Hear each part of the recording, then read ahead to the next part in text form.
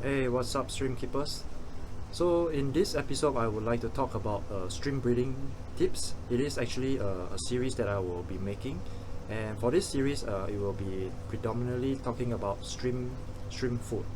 So, stream food has been around for a long time, and there are actually a lot of factors influencing the stream's ability to breed, from water parameters to food to stream genetics.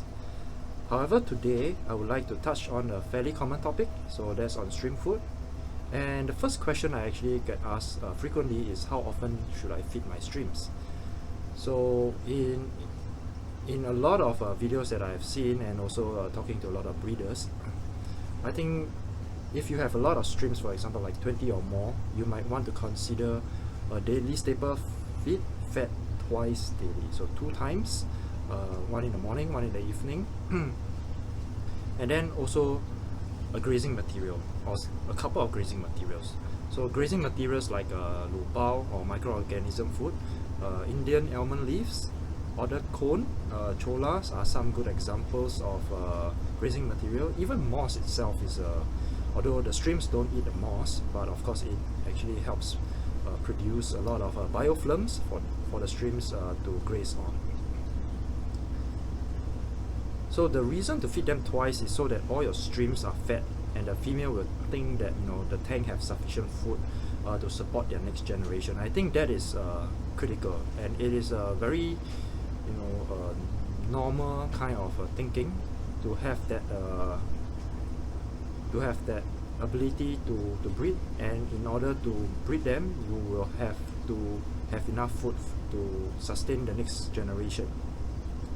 So the whole idea is actually to feed lesser in quantity but higher in frequency. So twice is actually a very good doable kind of feed. But if let's say you are really busy and you only can do it once a day, I think that's good enough. But then you might want to introduce maybe a couple or a larger grazing material. So that is important. So if let's say you feed in the morning and the streams are unable to finish it within a 4 hours time frame, then you are not required to feed the second time in the evening. So I think that's critical. That's my general time rule of thumb. And if they do not really consume all the food, you have to remove them. Or like for example, I have a lot of ramchon. They actually help to scavenge it and clean up all the stream food. So if the streams are not feeding for that feed, it could probably be because there's a lot of biofilms around, and the tank is new, and there's a lot of available food. But do watch out if the streams are looking lethargic and not feeding well. So that is important. So grazing materials actually aids in building up biofilm for the stream to consume between meals. So thinking of it like a snack, and a good grazing material will be a food source between feeds. And there is also, there's a wide range of food in the market, and I think we are spoiled for choice. And so for Hwa version 1 food pad, it comes in 2 sizes. So this is the 60-gram one. It's a version 1. It is the one with a strong smell, and it helps to attract the streams to the food. And here it comes in this shape, in big pads. And usually what I do is just I cut them up into one pad into 3, and so that I have smaller pads and put them in the container to feed them. So what I'm gonna do now, while I share the information with you, I'm just gonna drop one pad, or just 1/3 of a pad, into the tank. Oops, here it goes. And as you can understand, that basically streams are not fussy eater, and most of the staple foods sold in the aquarium shops today are basically okay, for you to use. I personally prefer keeping things simple and to feed only one type of staple food, but a variety of grazing material is crucial. So as you can see, the streams are actually coming out to it. So if you are using some stream food which you think is really good, there's really no need for you to change it, and you can basically just stick to what you think that is best for your streams. So occasionally I also feed Vector AE and blanched spinach. So spinach is a very good source of protein to help with breeding, to give the extra boost on the protein side. So usually I'll just order a bag of organic spinach, blanch them for 5 minutes in the tank, and if and the rest of them I'll just consume them, because organic spinach is relatively expensive over here in Singapore.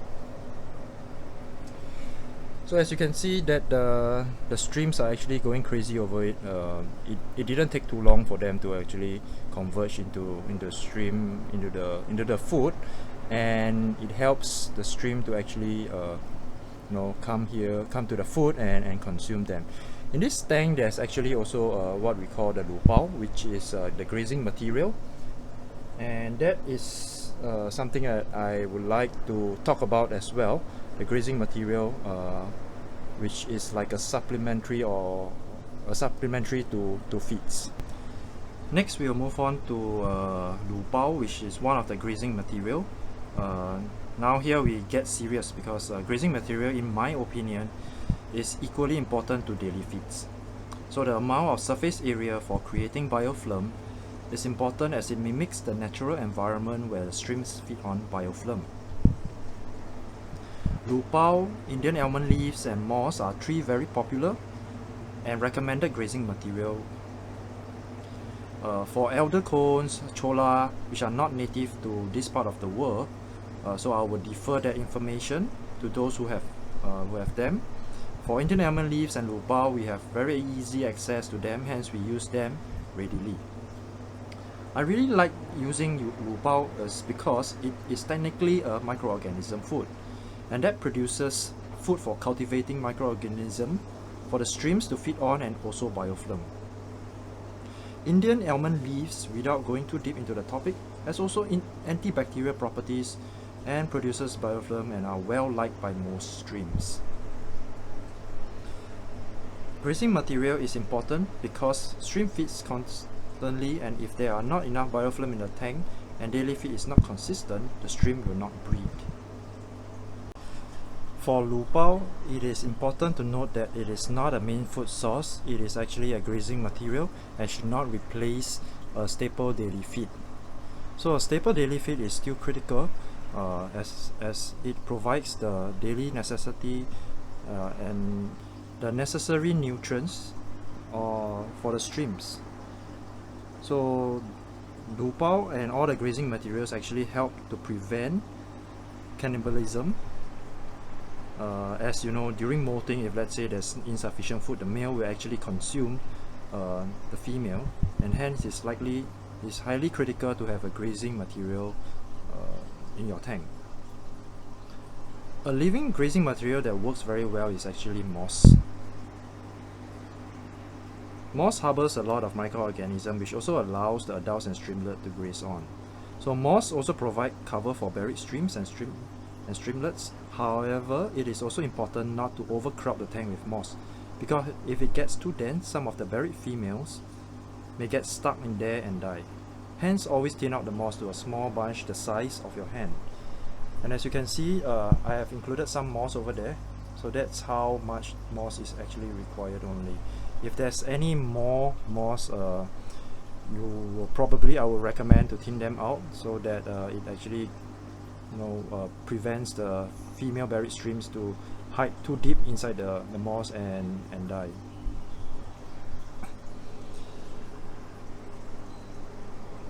So taken together, it is vitally important for food to be readily present in the tank, but it is also a fine balance between food availability and water parameters.